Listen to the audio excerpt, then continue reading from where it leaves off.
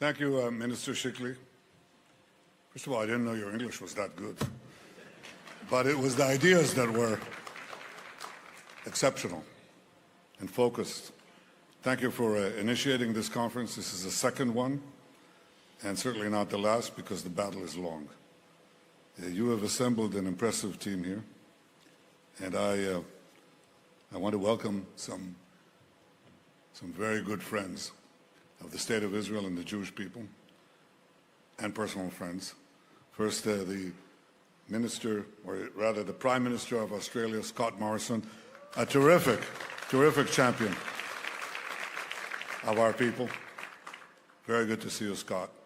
And equally, the former Chancellor of Austria, Sebastian Kurz, another great champion and another great friend.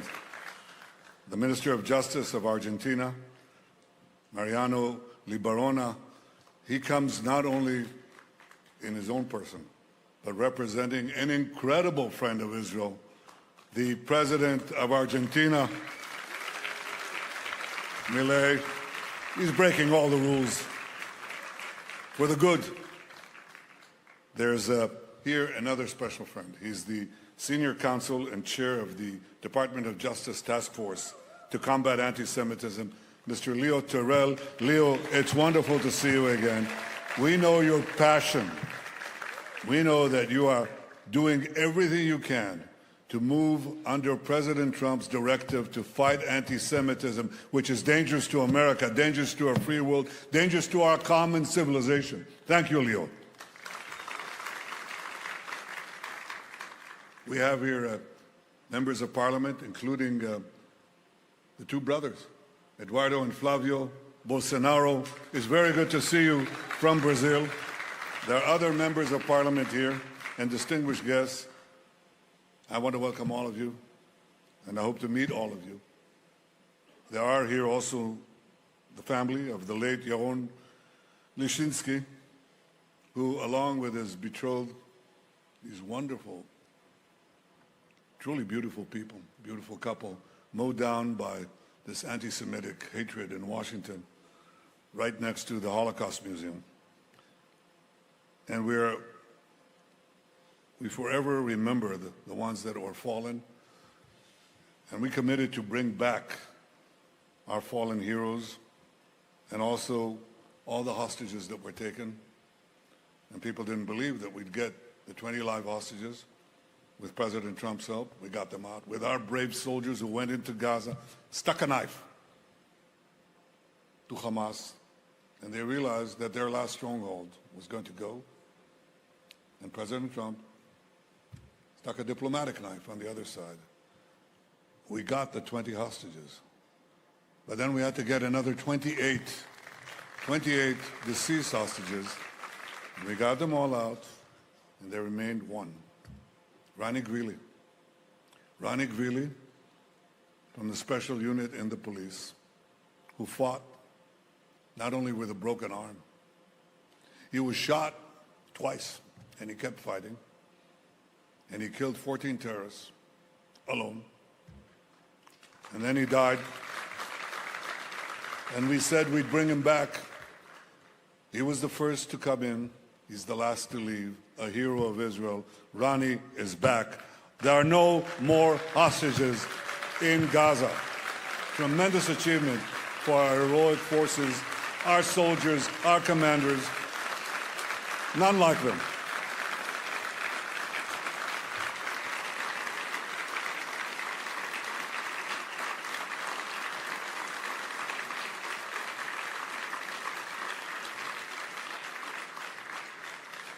Over 20 years ago, I was finance minister of Israel. I was invited to a university in Holland.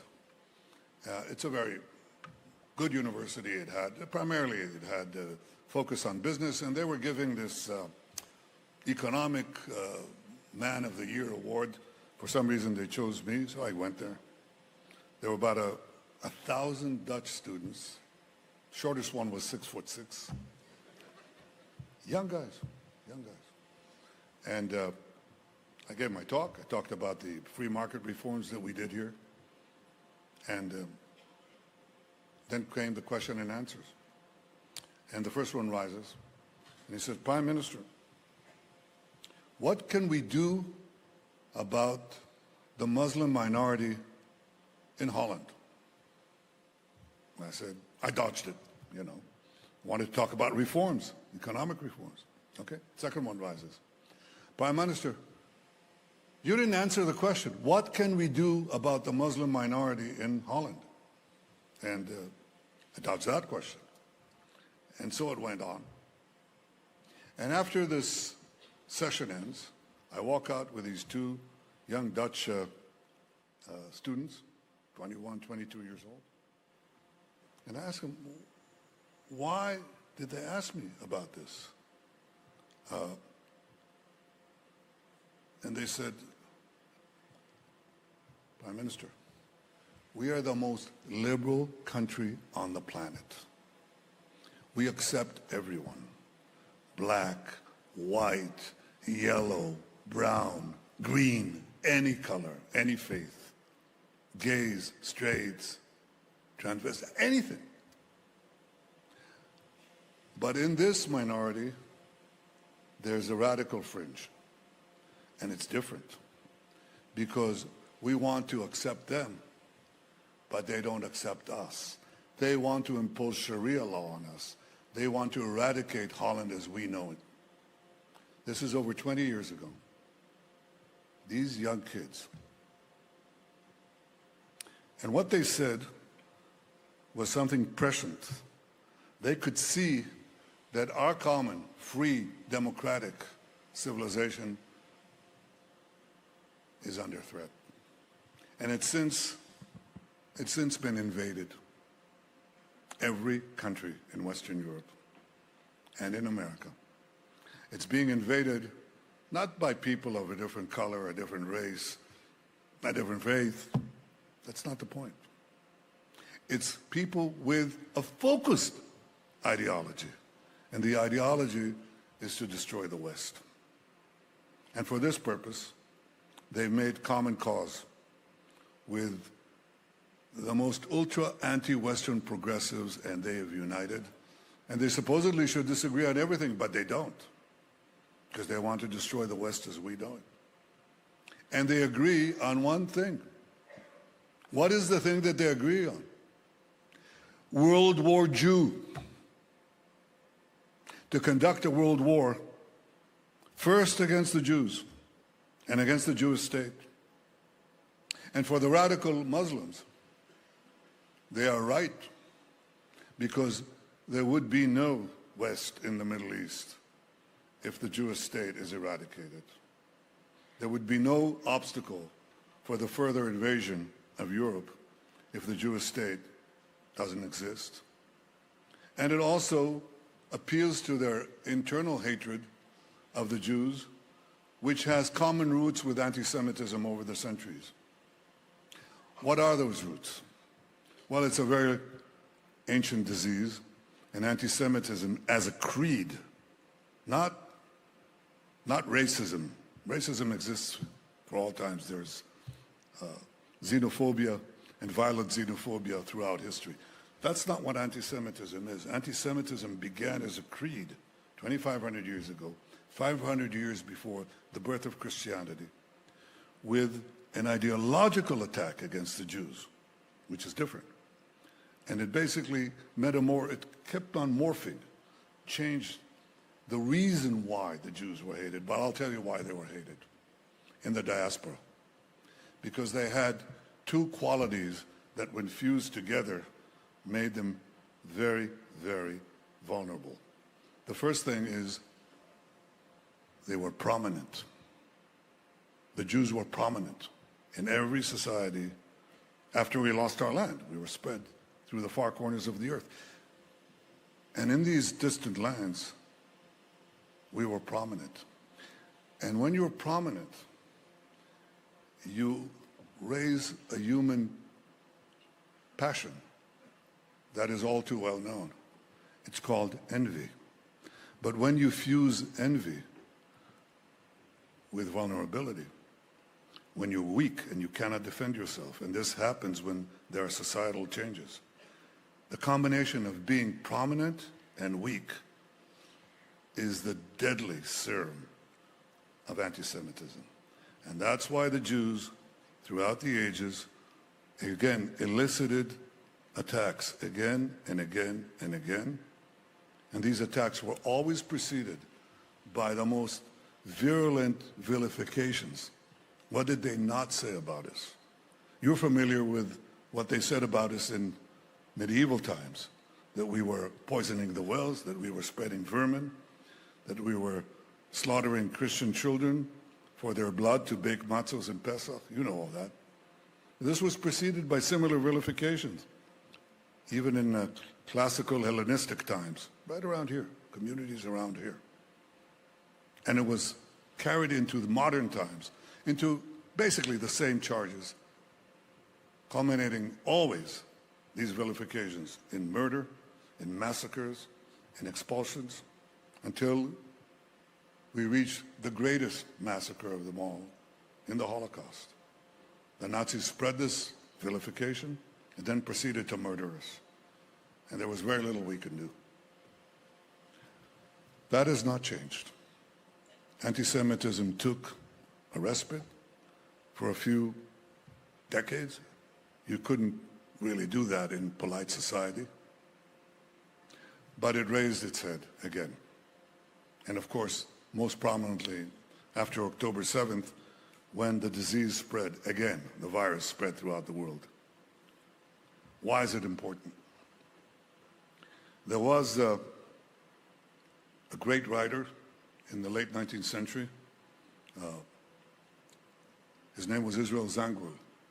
You don't know him, but if you lived in England in the 19th century, you read his books or saw his play, The Children of the Ghetto. He was a great, great writer. And he became Theodore Herzl's great supporter in Britain and brought him to Britain. And Zangwill had a saying. He said, obsta principi, that's in Latin. My Latin isn't that good. But what it said was, what he meant by that is oppose bad things when they're small. Oppose bad things when they're small. Don't let bad things, don't let evil things grow and grow and grow, because it will be impossible to fight them or much more costly to do so. This is what we are facing today. Anti-Semitism is pure evil. Anybody in his right mind understands that. But what is not understood was not understood 90 years ago, that when this evil manifested itself in the heart of Germany, or before that, as Theodore Herzl saw it, at the turn of the century, of the 20th century, in France, supposedly the most advanced society, when he saw that, he saw the danger not only to the Jewish people, he saw that as a danger to Western civilization. As did my father, who was a great historian, but he was a young man. He was 23 years old when Hitler rose to power in 1933. And he said that Hitler's racism will not only cause a Holocaust, the word he used, a Holocaust of the Jewish people. It will destroy the world. It's the hatred, the evil that will spread unopposed, and that we must harness. The people of the world, the people of the free world, to understand that if it's not stopped here, the darkness will spread everywhere. This is what we face today. This is what Amichai Shikli just said. It's not just a Jewish problem. It is, of course. It is. But it's humanity's problem. It's the world's problem. And we must fight it. And I salute all of you who came here today, because our goal is to fight, fight, fight, and our cause is to win, win, win. This is what we're here for.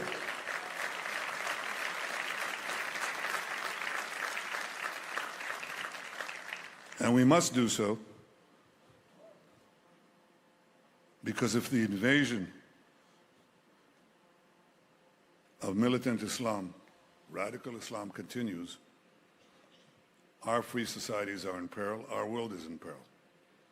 If the regimes that harbor it and promote it acquire nuclear weapons and the means to deliver it, every one of your cities will be under threat. Every one of your societies will be under threat. And what Israel is doing today is not merely defending itself, it's defending you. It's defending all of you. And I'll tell you what the difference is. The difference is that in our centuries of exile, we could do nothing against these vilifications except flee because we could not fight. We didn't have a state. We didn't have an army. We had no weapons. We lived in societies that outlawed our ability to even defend ourselves or hold a weapon. So we were led to the slaughter. But this is the change that we have brought to Jewish history. We now have a state. We have an army second to none. We have soldiers. We have young men and women who are willing to fight, who are willing to die to defend our people and defend our future. Heroes like no other. And this change is something that makes all the difference, because they can vilify us, but they can't destroy us. We're in the process of blocking the Iranian Shiite radical axis. There's another one. It's the Muslim Brotherhood, the radical Sunni axis. We'll defend ourselves, but will the West defend itself? This is what we're here to discuss. This is what we're here to promote. And we know that this poison has now penetrated mainstream media, all global institutions, all governments that are faced often with Islamist constituencies and their leaders. Unlike the leaders that I mentioned before, they do not take a stand. They cower. They fall back. And of course, it's most prevalent in the social media. This is the new battlefield. And this is where we must counter with our own weapons. We're late in the game, but we will win this battle too, as we won on the battlefield, because we are developing the means to fight this. Not with cavalry against F-35s, with F-40s against F-35s. This is the next thing. I urge you, all of you, not merely to bemoan our problems. I urge you first to understand that we're joined in battle. And it's as important for us to muster our courage, our creativity, our willingness to fight. It's the most important thing. In battle, the most important thing is tenacity, the willingness to fight. There are many other things that are important, but this is first. If you have that, you don't have that, you have nothing. So I want to address myself first to young Jews everywhere, but especially to young Jews facing intimidations on campuses and city centers. I say to them, don't be afraid, don't cower, don't bow your head, speak up, stand up, fight back, because this is how we endure. We fight and fight and fight. And to the leaders in this hall and to the world, I say this: history will not remember those who merely denounced hatred in polite language. History will remember those who acted, those who defended truth when it was easier to look away, those who stood with the Jewish people when others equivocated. Because when you stand with us, you stand with yourself. You must come out and you must speak very clearly, and you must declare, no more anti-Semitism, not here, not now, not anywhere. Not on the right, not on the left.